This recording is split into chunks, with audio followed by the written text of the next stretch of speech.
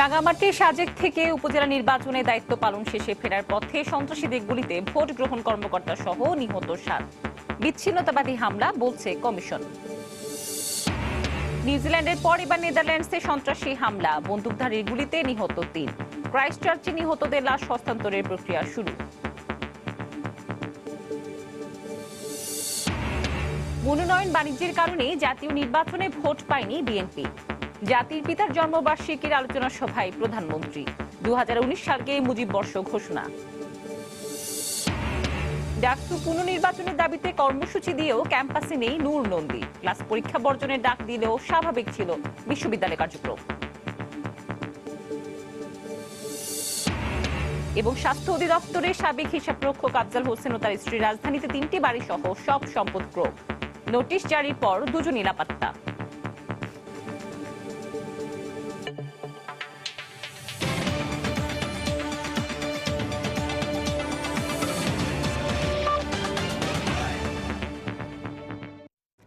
দেখছিলেন শিরোনাম। প্রবাসী সময়ের সঙ্গে আছি আমি মৌসুমি মৌ। রাঙ্গামাটির দুর্গম পাহাড়ি এলাকায় ভোট কেন্দ্র থেকে নির্বাচনী সরঞ্জাম নিয়ে ফেরার পথে সন্ত্রাসীদের গুলিতে প্রিজাইডিং কর্মকর্তা সহ 7 জন নিহত হয়েছেন। এদের মধ্যে আনসার ভিডিপির এক নারী সদস্য রয়েছেন। এই ঘটনায় আরো 10 জন গুলিবিদ্ধ সহ আহত হয়েছেন অন্তত 25 জন। নির্বাচন কমিশনার কবিতা খানম জানান, ভোট বর্জনকারী বিচ্ছিন্নতাবাদী সংগঠনগুলোই এই ঘটনা ঘটিয়েছে। উপজেলা নির্বাচনে দায়িত্ব পালন করতে গিয়ে গুলিবিদ্ধ হয়ে এভাবেই ফিরতে হয় এই সরকারি কর্মকর্তা কর্মচারীদের। সোমবার সন্ধ্যা 6:30টার দিকে ব্যালট বাক্স সহ নির্বাচনী সরঞ্জাম নিয়ে রাঙ্গামাটির বাঘাইছড়ি উপজেলার কংলাক, মাথালং ও বাঘাইহাট নামে 3টি ভোট কেন্দ্র থেকে উপজেলা সদরে ফিরছিলেন তারা। 9 মাইল এলাকায় পৌঁছালে রাস্তার পাশে পাহাড় থেকে তাদের লক্ষ্য করে গুলি ছোড়ে দুর্বৃত্তরা। ঘটনাস্থলেই presiding officer Abdul Mannan, polling officer Amir Hossain, Ansar ভিডিপির সদস্য আলামিন, বিলকিস ও মিহির কান্তি দত্ত নিহত হন। ম্যাক্সিমাম যারা এসছে তারা মাল্টিপল গানশট ইনজুরি বিভিন্ন জায়গায় আছে, কারো মাথায়, কারো পেটে, তাদের চিকিৎসা চলছে। 3 জনকে আমরা একটু সংকটাপন্ন মনে করছি এবং তার উন্নততর চিকিৎসার জন্য ঢাকা সিএমএইচে পাঠানোর ব্যবস্থা করছে। ভোট বর্জনকারী বিচ্ছিন্নতাবাদী সংগঠনগুলোই এই হামলা চালিয়েছে বলে জানিয়েছেন নির্বাচন কমিশনার কবিতা খানম। আইন শৃঙ্খলা রক্ষা বাহিনীর কোনো গাফলতি ছিল কিনা সে ব্যাপারে খতিয়ে দেখা হবে বলেও জানান তিনি। আরিওর সঙ্গে কথা হয়েছে, আরিও বলছে যে এরকম ভোট গ্রহণ শেষে ফেরার পর বিচ্ছিন্নবাদী সংগঠনগুলো ওরা অ্যাটাক করছে। ইনফরমেশন আমরা লাস্ট পর্যন্ত নিয়েছি যে সেখানে ভোট বর্জন করেছে এই আরেকটা যে পাহাড়ি সংগঠনগুলো। হেলিকপ্টারে আহতদের ব্যবস্থা করা হয়েছে, যারা আহত তাদের জরুরিভাবে চিকিৎসা ব্যবস্থা করা, এটাই প্রথম কাজ। তারপরে আমাদের সিদ্ধান্তটা করে কোনো গাফিলতি কোনো দিক থেকে ছিল কিনা বা কেন এটা হলো। অবশ্যই এটা তো আমরা অত্যন্ত গুরুত্বের সাথে নেব, এটা প্রশ্নই আসে না। এরকম একটা ইনসিডেন্ট আমরা তো কমিশন অত্যন্ত গুরুত্বের সাথে নেব। হেলিকপ্টারে করে চট্টগ্রাম সেনানিবাসের সম্মিলিত সামরিক হাসপাতালে আনা হয় 11 গুলিবিদ্ধ সহ 18 জনকে। এদের মধ্যে একজনের মৃত্যু হয়েছে। 4 জনকে ঢাকা সেনানিবাসের সম্মিলিত সামরিক হাসপাতালে পাঠানো হয়েছে। পার্বত্য জেলা রাঙ্গামাটির 10 উপজেলার মধ্যে লংগদু ও কাপ্তাই উপজেলায় বিনা প্রতিদ্বন্দ্বিতায় চেয়ারম্যান ও ভাইস চেয়ারম্যান নির্বাচিত হওয়ায় সোমবার 8 উপজেলায় ভোট গ্রহণ অনুষ্ঠিত হয়। সময় সংবাদ, রাঙ্গামাটি। দ্বিতীয় দফায় 116 উপজেলায় অনুষ্ঠিত হলো ভোট গ্রহণ। কেন্দ্রভিত্তিক ভোট গণনার পর চলছে ফল ঘোষণা। এরই মধ্যে ঘোষিত বেশ কয়েকটি উপজেলার বেসরকারি ফলে আওয়ামী লীগ প্রার্থী বিজয়ী হয়েছেন। এছাড়া কয়েকটিতে স্বতন্ত্র প্রার্থীও জয়ী পেয়েছেন। পঞ্চম উপজেলা পরিষদে দ্বিতীয় দফায় 116টি উপজেলায় চেয়ারম্যান পদে 377 জন, ভাইস চেয়ারম্যান পদে 539 জন এবং মহিলা ভাইস চেয়ারম্যান পদে 394 জন প্রার্থী প্রতিদ্বন্দ্বিতা করেছেন। ভোটার সংখ্যা 1,79,09,006 জন এবং ভোট কেন্দ্র ছিল 7,039টি। এর মধ্যে বিনা প্রতিদ্বন্দ্বিতায় চেয়ারম্যান পদে 23 জন, ভাইস চেয়ারম্যান পদে 13 জন এবং মহিলা ভাইস চেয়ারম্যান পদে 12 জন নির্বাচিত হয়েছেন।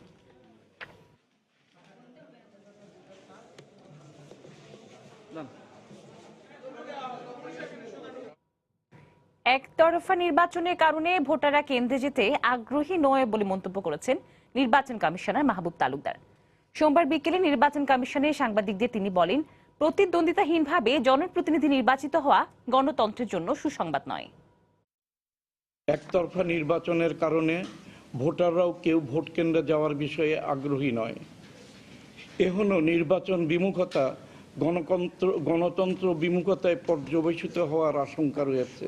নির্বাচন ব্যবস্থাপনার পদ্ধতি পরিবর্তন করে নির্বাচন কখন হবে, কিভাবে হবে এই সিদ্ধান্ত সম্পূর্ণ নির্বাচন কমিশনের কাছে ন্যস্ত হলে ভোটারদের উপস্থিতির জন্য আর হাহুতাশ করতে হবে না। প্রধানমন্ত্রী শেখ হাসিনা বলেছেন, বিএনপির মনোনয়ন বাণিজ্যের কারণেই জাতীয় নির্বাচনে দলটি ভোট পায়নি। সোমবার সন্ধ্যায় বঙ্গবন্ধু আন্তর্জাতিক সম্মেলন কেন্দ্রে শিশু দিবস উপলক্ষে আওয়ামী লীগ আয়োজিত আলোচনা সভায় বক্তব্য রাখেন তিনি। বঙ্গবন্ধুর বাংলাদেশে আর যেন জঙ্গি, যুদ্ধাপরাধী ও দুর্নীতিবাজরা ক্ষমতায় আসতে না পারে সে বিষয়ে সবাইকে সতর্ক থাকারও আহ্বান জানান প্রধানমন্ত্রী। তৃণমূল থেকে জাতির জনকের জন্মশতবার্ষিকী পালনের প্রস্তুতি নিতে নেতা কর্মীদের প্রতি নির্দেশ দেন তিনি। শতবর্ষের দ্বার প্রান্তে বাঙালি জাতির পিতা বঙ্গবন্ধু শেখ মুজিবুর রহমান তার ৯৯তম জন্মবার্ষিকীর একদিন পরে আওয়ামী লীগের আয়োজনে এই আলোচনা সভা নেতাকর্মীদের উপস্থিতিতে শিশু দিবস উপলক্ষে আয়োজিত এই অনুষ্ঠানে যোগ দেন প্রধানমন্ত্রী শেখ হাসিনা। প্রধান অতিথির বক্তব্যে জাতির পিতার পারিবারিক ও রাজনৈতিক জীবনের নানা স্মৃতি তুলে ধরেন বঙ্গবন্ধু কন্যা। বঙ্গবন্ধুর জন্ম শতবার্ষিকী উদযাপনের জন্য সবাইকে এখন থেকেই প্রস্তুতি নেবার আহ্বান জানান তিনি। একবারে ইউনিয়ন থেকে শুরু করে প্রত্যেকটা এলাকায় এখন থেকে সকলকে প্রস্তুতি নিতে হবে। জাতির পিতার এই জন্মদিন থেকেই আমাদের শুরু হবে জন্মশতবার্ষিকী উদযাপনের প্রস্তুতি। ৭৫ পরবর্তী ভোটের রাজনীতি, জিয়াউর রহমানের শাসনামল, নানা বিষয়ে কথা বলেন প্রধানমন্ত্রী। বলেন, মনোনয়ন বাণিজ্যের কারণেই জাতীয় নির্বাচনে ভরাডুবি হয়েছে বিএনপির। অবাক লাগে যে জিয়ার ক্ষমতা দখল আর জিয়ার যে ভাওতাবাজি, যে বহুদলীয় গণতন্ত্র, অর্থাৎ অনেক দল সৃষ্টি করতে পারলেই কি সেটা বহুদলীয় গণতন্ত্র হয়, যেখানে মানুষের কথা বলার অধিকার নাই। ৩০০ সিটে যখন প্রায় ৭০০-র কাছাকাছি নমিনেশন দেয় তখন মানুষ তাদের ভোট পাবে কিভাবে? শেখ হাসিনা বলেন, এক দশকের ধারাবাহিক উন্নয়নের কারণেই নির্বাচনে জয় পেয়েছে আওয়ামী লীগ। দেশের মানুষের কাছে আমার একটাই আহ্বান, আর যেন এই বাংলার মাটিতে ওই স্বাধীনতা বিরোধী, খুনি, সন্ত্রাসী, জঙ্গিবাদ, ২১শে আগস্ট গ্রেনেড হামলাকারী, অস্ত্র চোরা কারবারি, এতিমের অর্থ আত্মসাৎকারী, এরা যেন আর কোনোদিন ক্ষমতায় আসতে না পারে। জাতির পিতার আদর্শ অনুসরণ করে নেতাকর্মীদের রাজনীতি করার আহ্বান জানান আওয়ামী লীগ সভাপতি শেখ হাসিনা। এই বাংলাদেশ বঙ্গবন্ধু শেখ মুজিবের বাংলাদেশ। আজহার লিমন, সময় সংবাদ, ঢাকা।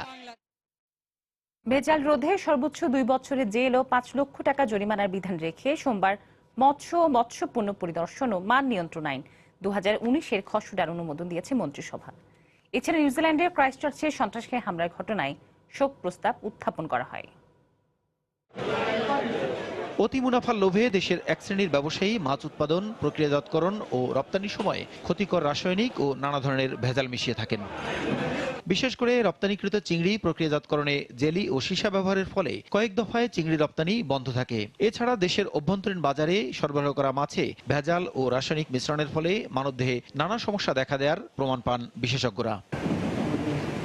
এ অবস্থায় মাছে ভেজাল রোধে কঠোর শাস্তির বিধান রেখে ১৯৮৩ সালের অধ্যাদেশকে আইনে পরিণত করে মৎস্য ও মৎস্যপণ্য পরিদর্শন ও মান নিয়ন্ত্রণ আইন ২০১৯-এর চূড়ান্ত অনুমোদন দিয়েছে সোমবারের মন্ত্রিসভা। প্রধানমন্ত্রী শেখ হাসিনার সভাপতিত্বে তার কার্যালয়ে অনুষ্ঠিত মন্ত্রিসভার বৈঠকে এই সিদ্ধান্ত নেওয়া হয়। কোয়ালিটি কন্ট্রোলটা যেন করা হয় এবং এটার প্রপার ইন্সপেকশন হয়। কোনো অপরাধ সংগঠনের জন্য কোনো ব্যক্তিকে আদালত অনধিক ২ বছর পর্যন্ত কারাদণ্ড অথবা অনধিক ৫ লক্ষ টাকা পর্যন্ত জরিমানা বা অবৈধদণ্ডে দণ্ডিত করতে পারবেন। এদিকে রপ্তানির পাশাপাশি লাইসেন্স ব্যতিরেকে মৎস্য জাতীয় প্রাণী আমদানিও নিষিদ্ধ করা হয়েছে বলে জানান তিনি। লাইসেন্স গ্রহণ ব্যতিরেকে কোনো আমদানিকারক মৎস্যপণ্য আমদানি করিতে পারিবে না। মন্ত্রিসভায় নিউজিল্যান্ডে মসজিদে নৃশংস হামলায় হতাহতের ঘটনায় শোক ও নিন্দা প্রস্তাব গ্রহণ করা হয়। এছাড়া বৈঠকে প্রধানমন্ত্রী শেখ হাসিনা বাংলা ভাষায় বঙ্গবন্ধুকে নিয়ে গুরুত্বপূর্ণ ব্যক্তিদের লেখা সম্বলিত বাংলা ভাষার বঙ্গবন্ধু বইয়ের মোড়ক উন্মোচন করেন বলেও জানান মন্ত্রিপরিষদ সচিব। মন্ত্রিসভা শোক প্রস্তাব গ্রহণ করে। প্রসূন আশিস, সময় সংবাদ, ঢাকা। নিউজিল্যান্ডের ক্রাইস্টচার্চে হামলায় নিহত বাংলাদেশিদের লাশ আনতে একজন করে স্বজনকে ভিসা আবেদনের আহ্বান জানিয়েছেন পররাষ্ট্রমন্ত্রী। সোমবার বিকেলে পররাষ্ট্র মন্ত্রণালয়ে এক সংবাদ সম্মেলনে তিনি এই আহ্বান জানান।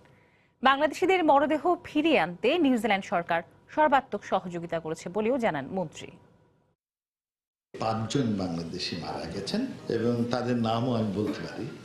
আর একজন বাঙালি মহিলা গুরুতর অবস্থা এখনো আপনার হাসপাতালে আছেন। তাছাড়া আরো মিসিং আছে। ক্রাইস্ট চার্চে 2টি মসজিদে সন্ত্রাসীর হামলার পর পরিস্থিতি মোকাবেলায় অস্ট্রেলিয়ার ক্যানবেরা অবস্থিত বাংলাদেশ হাই কমিশন অত্যন্ত তৎপর যথাযথ ভূমিকা রাখেন। জাতিসংঘের মাধ্যমে একটা রেজলিউশন নেওয়ার চেষ্টা করব যাতে অটোমেটিক মেশিন গান এগুলো আপনার পৃথিবীর থেকে বিক্রির ব্যাপারে যথেষ্ট সজাগতা সচেতনতা গ্রহণ করা হয়। এদিকে সন্ত্রাসী হামলার পর অস্ত্র নিয়ন্ত্রণ আইন কঠোর করতে যাচ্ছে নিউজিল্যান্ড।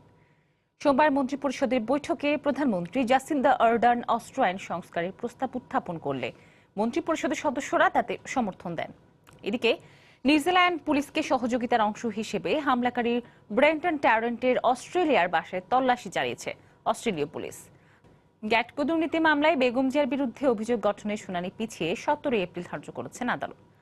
সোমবার সকালে বিশেষ জজ আদালত 3-এর বিচারক সৈয়দ দিলজার আহমেদ এদিন ধার্য করেন। এদিন বেগম জিয়াকে আদালতে হাজির করা হয়নি। কারা কর্তৃপক্ষ আদালতকে জানিয়েছেন তিনি অসুস্থ।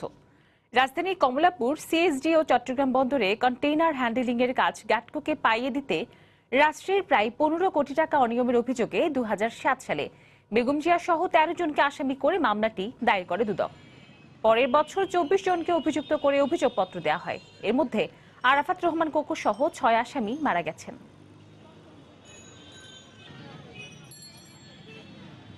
কারা কর্তৃপক্ষ বিজ্ঞ আদালতকে অবহিত করেছেন যে ম্যাডাম খালেদা জিয়া অসুস্থ, সে কারণে তাকে আদালতে উপস্থাপন করা গেল না। উনি অসুস্থ, ওনাকে হাজির করা হয়নি এবং অন্যান্য জামিনে মুক্ত আসামিরা হাজির হয়েছেন, সে কারণে মামলার কার্যক্রমে অগ্রসর হওয়ার আইনগত সুযোগ নেই। একের পর এক পদত্যাগ ও বহিষ্কারের ঘটনায় বিএনপির সাংগঠনিক দুর্বলতা ধীরে ধীরে স্পষ্ট হয়ে উঠছে বলে মনে করেন বিশ্লেষক ও নেতাদের কেউ কেউ। তারা বলছেন, হাইকমান্ডে শৃঙ্খলা না থাকার কারণে এমনটি ঘটছে। এই অবস্থায় শিগগিরই দলের কাউন্সিল অনুষ্ঠানের তাগিদ দিচ্ছেন তারা। তবে শীর্ষ নেতাদের অনেকে পদত্যাগকারীদের সুবিধাবাদী আখ্যা দিয়ে বলছেন, কোনো সংকট নেই দলে। বিস্তারিত জানাচ্ছেন সালাউদ্দিন সুমন। উপজেলা নির্বাচনের তফসিল ঘোষণার পর থেকেই তৃণমূলে বিএনপিতে দেখা দেয় অস্থিরতা। কেন্দ্র এই নির্বাচন বর্জনের ঘোষণা দিলেও তৃণমূলের অনেক নেতাই স্বতন্ত্র প্রার্থী হিসেবে অবতীর্ণ হন ভোটযুদ্ধে। দলীয় সিদ্ধান্ত অমান্যের অভিযোগে বহিষ্কার করা হয় তৃণমূলের অনেক নেতাকে। বিএনপি চেয়ারপারসনের উপদেষ্টা কাউন্সিলের এই সদস্য মনে করেন, উপজেলা নির্বাচনের আগে তৃণমূলের নেতাদের ডেকে আলাপ আলোচনার মাধ্যমে সিদ্ধান্ত নেওয়া হলে এমনটি হতো না। উপজেলা নির্বাচনে যাওয়া না যাওয়া নিয়ে একটা আলোচনা হতে পারত। দল চলার পথে ভুল ভ্রান্তি করতে পারে, কিন্তু সেই ভুলের থেকে তাকে শিক্ষা নিতে হবে। বিএনপি যদি শিক্ষাটা গ্রহণ করতে পারে, লোক সঠিকভাবে বাছাই করতে পারে, তো বিএনপি স্বর্ণযুগে প্রবেশ করবে। এদিকে জাতীয় নির্বাচনে ভরাডুবির পর থেকেই বিএনপিতে ঘটছে একের পর এক পদত্যাগের ঘটনা। ব্যক্তিগত কারণ উল্লেখ করে পদত্যাগ করলেও দলের শুভাকাঙ্ক্ষী হিসেবে পরিচিত এই বিশ্লেষক বলছেন, শৃঙ্খলা দরকার বিএনপিতে। তাদের স্ট্যান্ডিং কমিটি এবং অন্যান্যরা দায়িত্ব না নেওয়ার ফলে একদিকে তো হতাশা আছে, একে অপরের ওপর অভিযোগ আছে। সেটা বহুদিন ধরে বলছিলাম, তাদের একটা ইমার্জেন্সি কাউন্সিল মিটিং হওয়া উচিত। তাদের কোনো চিন্তার স্বচ্ছতা নেই, কাজকর্মের স্বচ্ছতা নেই, এই কারণেই এইসব ঘটছে। তবে সাংগঠনিকভাবে বিএনপিকে শক্তিশালী দাবি করে স্থায়ী কমিটির এই সদস্য বলছেন, পদত্যাগী ও বহিষ্কৃতরা সুবিধাবাদী। 30 ডিসেম্বর নির্বাচনের পরে আমরা অনেক বেশি শক্তিশালী। বিএনপির কোনো এখানে লস নাই। যারা সুবিধাবাদী হিসাবে চলে যাচ্ছে সেটা তাদের নিজস্ব, তারা জনগণের কাছে ছোট হচ্ছে। দলের কিছু নেতা ও বিশ্লেষকরা বলছেন, সাংগঠনিক দুর্বলতা চিহ্নিত করতে না পারলে দুর্দশা কাটবে না বিএনপির। সালাউদ্দিন সুমন, সময় সংবাদ, ঢাকা। আবারও ডাকসু নির্বাচনের দাবিতে উপাচার্যের কার্যালয়ের সামনে অবস্থান কর্মসূচির ডাক দিয়েও তাতে অংশ নেননি ডাকসু নবনির্বাচিত ভিপি নুরুল হক নূর ও প্রগতিশীল ছাত্র ঐক্যের ভিপি প্রার্থী লিটন নন্দী।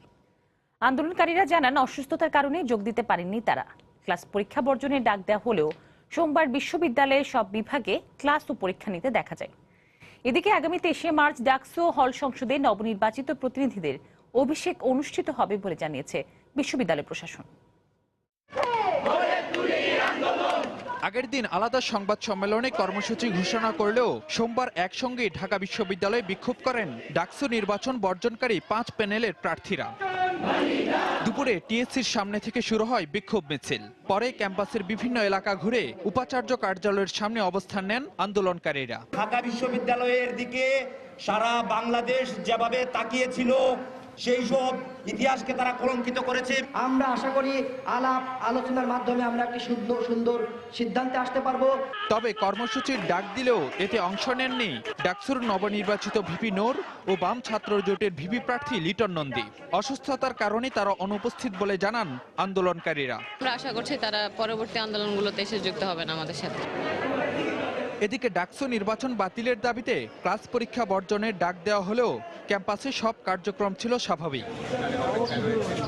ঘন ঘন অবস্থান না বদলিয়ে দায়িত্বশীল আচরণ করতে ভিপি নূরের প্রতি আহ্বান জানান এজিএস সাদ্দাম। তাকে আহ্বান জানাবো দায়িত্বশীল আচরণ করার জন্য, একটি কথা বলার জন্য, যেন ঢাকা বিশ্ববিদ্যালয়ের শিক্ষার্থীরা বিভ্রান্তিতে না পড়ে এবং একাডেমিক কার্যক্রম ব্যাহত না করতেও সবার প্রতি আহ্বান জানান নবনির্বাচিত এজিএস। ফারুক ভূঁইয়া, রবিন, সময় সংবাদ, ঢাকা। আদালতের আদেশে সাবেক স্বাস্থ্য অধিদপ্তরের হিসাবরক্ষক আফজাল হোসেন ও তার স্ত্রী রুবিনা খানমের 3টি বাড়ি ও 2টি প্লট সহ সম্পদ ক্রোক করেছে দুদক। তবে এর আগেই চটকে পড়ে আফজাল পরিবার। দুদক জানায় আফজাল হোসেনকে খুঁজে বের করা হবে।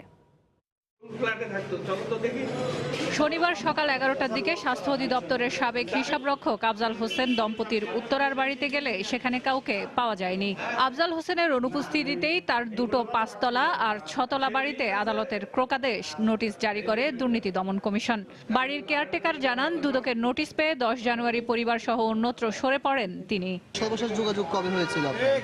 জানুয়ারির 10 তারিখের দিকে উনি বের হয়েছে এখান থেকে, পরে আর এখানে আসে নাই। মাত্র 30,000 টাকার বেতনভুক্ত এই কর্মচারীর ঢাকা, খুলনা, ফরিদপুরের নামে বেনামে রয়েছে 24টি প্লট, ফ্ল্যাট ও মার্কেট, যেগুলোতে পর্যায়ক্রমে ক্রোকাদেশ জারি করবে দুদক। এছাড়া বিদেশেও তার লাখ লাখ ডলারের বাড়ি ও সম্পদ রয়েছে বলে জানা যায় দুদকের অনুসন্ধানে। ক্রোকাদেশ আমরা কমিশনের নির্দেশক্রমে এখানে এই বিজ্ঞপ্তি আকারে স্থাপন করলাম, যাতে এই সম্পত্তি কেউ কখনো বিক্রি করতে না পারে। কোটি কোটি টাকার সম্পদের মালিক আফজাল হোসেনের সঙ্গে স্বাস্থ্য অধিদপ্তরের আরো কোনো কর্মকর্তা জড়িত কিনা তাও খতিয়ে দেখছে দুদক। 20 তারিখে কক্সবাজার একটা, বিশেষ করে আফজাল দম্পতি যেই ওরা কক্সবাজার মেডিকেল কলেজে যেই মালামাল 30 কোটি টাকার মতো মালামাল সহ করছে, আমরা ওটা একটা টিম ফাটাচ্ছি 20 তারিখে, ওটা দিয়ে যাচাই করে দেখবো যে আসলে এখানে কি রকম। এরই মধ্যে আফজাল হোসেনের বিদেশ যাত্রায় নিষেধাজ্ঞা জারি করেছে দুর্নীতি দমন কমিশন। সেলিয়া সুলতানা, সময় সংবাদ, ঢাকা। খাদ্যমন্ত্রী জামাতা ডক্টর রাজনের মৃত্যুর প্রকৃত কারণ উদ্ঘাটন না হলে লাগাতার আন্দোলন সহ কর্মবিরতির হুমকি দিয়েছেন চিকিৎসকদের এক পক্ষ। সোমবার সকালে রাজনের মরদেহের ময়নাতদন্ত সম্পন্ন হয়। পরে তার কর্মস্থল বঙ্গবন্ধু শেখ মুজিব মেডিকেল বিশ্ববিদ্যালয়ে মরদেহে শ্রদ্ধা নিবেদনের পর নিয়ে যাওয়া হয় গ্রামের বাড়ি নোয়াখালীতে। রাজনের মরদেহ বঙ্গবন্ধু মেডিকেলে নেওয়া হলে ক্ষোভে ফেটে পড়েন সহকর্মী ও শুভনোধ্যায়রা। মৃত্যুর রহস্যজট খোলার দাবি করেন তারা। এই ঘটনায় এখন পর্যন্ত কেন রাজনের স্ত্রীকে জিজ্ঞাসাবাদ করা হচ্ছে না তা নিয়েও প্রশ্ন তোলেন অনেকে। আমরা সঠিক তদন্ত চাই, অপরাধী ধরা পড়ুক এবং অবিলম্বে তাকে গ্রেফতার চাই। এটা নিশ্চিত করা হোক যেন তারা এই মামলার ব্যাপারে কোনো রকম নেগেটিভ ইন্টারফারেন্স করতে না পারে। বিচারের দাবিতে মঙ্গলবার মানববন্ধনের কর্মসূচি ঘোষণা করেন চিকিৎসকরা। বঙ্গবন্ধু মেডিকেলে লাশ নিয়ে আসার আগে সোমবার সকালে সোহরাওয়ার্দী হাসপাতালে হয় ময়নাতদন্ত। 1 থেকে 1.5 মাস সময় লাগবে এই জন্য যে কেমিক্যাল অ্যানালাইসিস রিপোর্ট এবং হিস্টোপ্যাথোলজি রিপোর্ট আসার পর তারপর আমরা চূড়ান্ত মতামত মৃত্যুর কারণ সম্বন্ধে দেব। ইন্দিরা রোডের এই বাসায় ভাড়া ছিলেন চিকিৎসক দম্পতি রাজন ও কৃষ্ণা। নিয়মিত ভাড়া পরিশোধ করলেও মাঝে মাঝে থাকতেন এই বাসাতে। 16টি সিসিটিভি ক্যামেরায় পরিবেষ্টিত এই বাসাতেই মারা যান রাজন।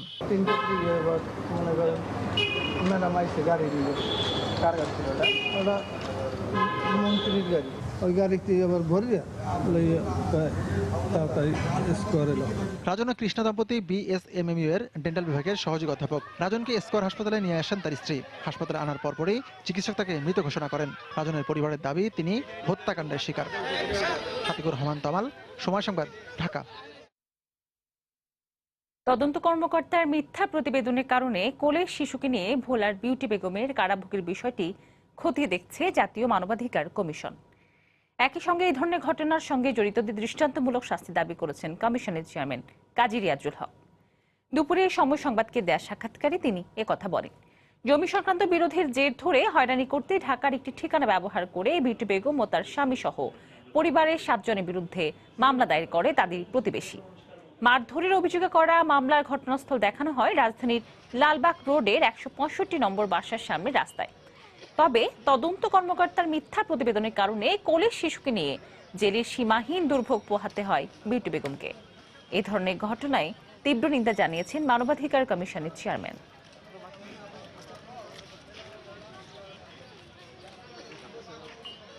ভুল ঠিকানা দিয়ে মিথ্যা মামলা করে আমাদের দেশের মানুষদেরকে হয়রানি করার একটা প্রবণতা রয়েছে, এবং এইটা সেই জাতীয় ঘটনা কিনা, এটা আর একটা জাহালামের মতো একটা ঘটনা কিনা, সেটা আমাদেরকে খতিয়ে দেখতে হবে। মিথ্যা মামলাটা যে করেছে ভুল তথ্য দিয়ে, তাকে তো আইনের আওতাতে আনতেই হবে, তাকে তো শাস্তি নিশ্চিত করতে হবে যদি তাই হয়। যে এই তদন্ত রিপোর্টটা দিয়েছে ডেফিনেটলি তাকেও আমরা বলবো সংশ্লিষ্ট কর্তৃপক্ষকে তার বিরুদ্ধে শক্তিশালী বিভাগীয় মামলা দায়ের করে তাকেও যথেষ্ট শক্ত শাস্তি দেওয়ার জন্য আর কি, যদি এটা প্রমাণিত হয়।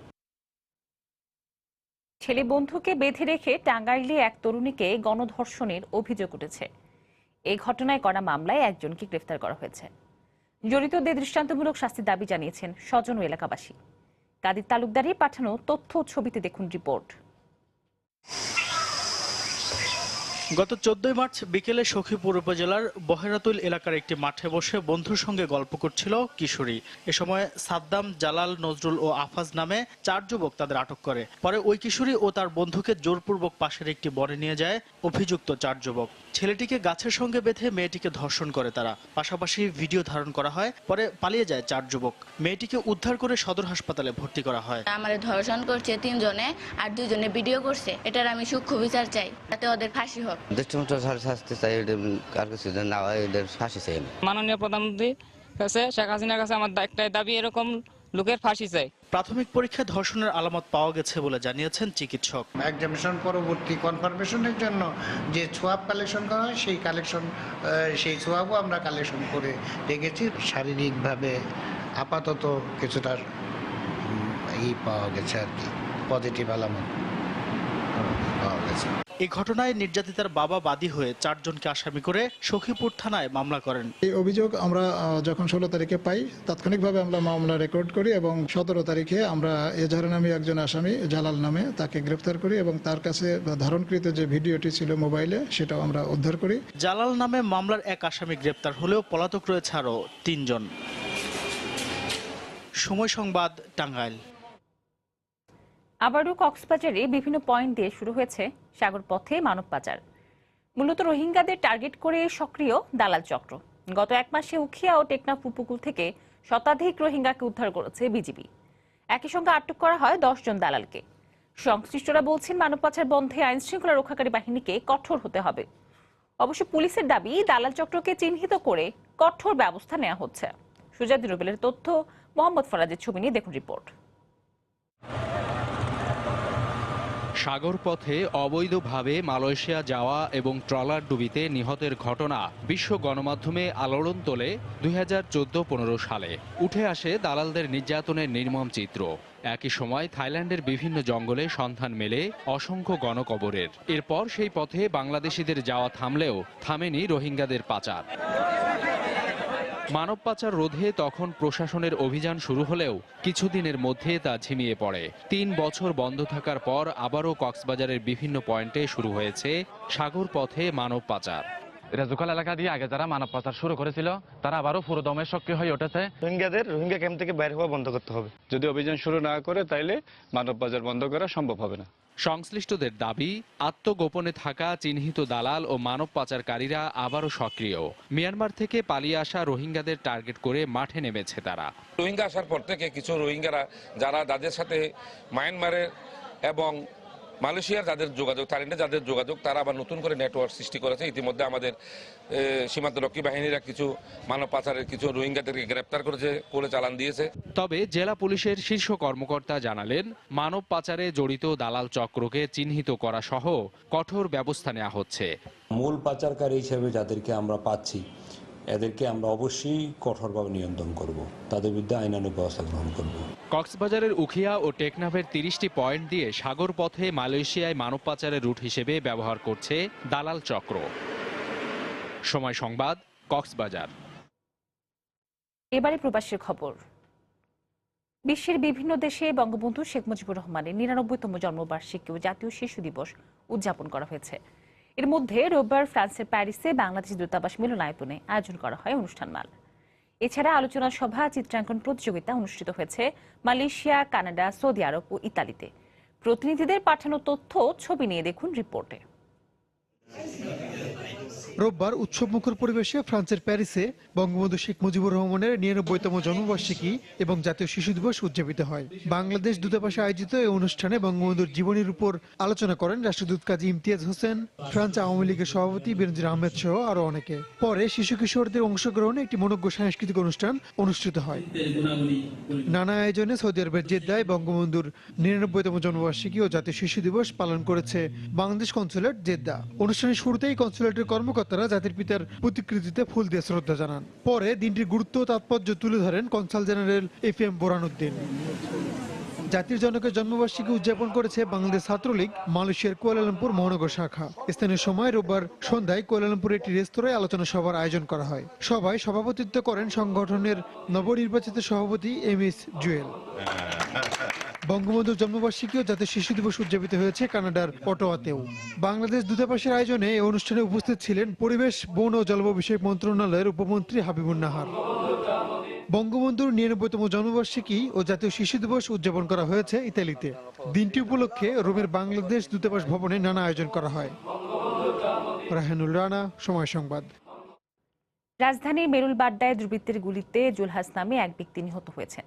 সোমবার রাত ৯টার পর এই ঘটনা ঘটে।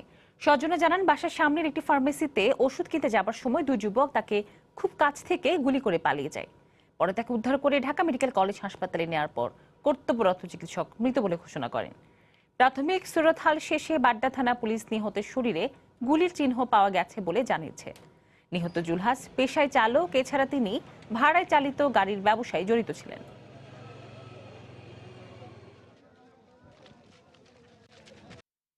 এই পর্যায়ে শীর্ষ সংবাদ জানিয়ে দিচ্ছি আরেকবার। রাঙামাটিতে সন্ত্রাসীদের গুলিতে ভোট কর্মকর্তা সহ নিহত 7, গুলিবিদ্ধ আরও 18 জনের মধ্যে 7 জন আশঙ্কাজনক। বিচ্ছিন্নতাবাদী হামলা বলছে কমিশন। নিউজিল্যান্ডের পর এবার নেদারল্যান্ডসে সন্ত্রাসী হামলা, বন্দুকধারীর গুলিতে নিহত 3। ক্রাইস্টচার্চে নিহতদের লাশ হস্তান্তরের প্রক্রিয়া শুরু। মনোনয়ন বাণিজ্যের কারণে জাতীয় নির্বাচনে ভোট পায়নি বিএনপি। জাতির পিতা জন্মবার্ষিকীর আলোচনা সভায় প্রধানমন্ত্রী 2019 সালকে মুজিব বর্ষ ঘোষণা। ডাকসু পুনর্নির্বাচনের দাবিতে কর্মসূচি দিয়েও ক্যাম্পাসে নেই নূর নন্দী। ক্লাস পরীক্ষা বর্জনের ডাক দিলেও স্বাভাবিক ছিল বিশ্ববিদ্যালয় কার্যক্রম। এবং স্বাস্থ্য অধিদপ্তরের সাবেক হিসাবরক্ষক আফজাল হোসেন ও তার স্ত্রী রাজধানীতে 3টি বাড়ি সহ সব সম্পত্তি নোটিশ জারির পর 2 জন লাপাত্তা। এ ছিল প্রবাসীর সময়। যে কোনো খবর পেতে ভিজিট করুন সময়নিউজ.tv। আপনার মোবাইলে সময় সংবাদ দেখতেও সকল খবর পেতে ডাউনলোড করুন সময় অ্যাপ। এছাড়া এই মাত্র পাওয়া খবর মোবাইলে পেতে SMS করুন *B লিখে পাঠিয়ে দিন 16242 নম্বরে। আর সঙ্গে থাকুন সময়।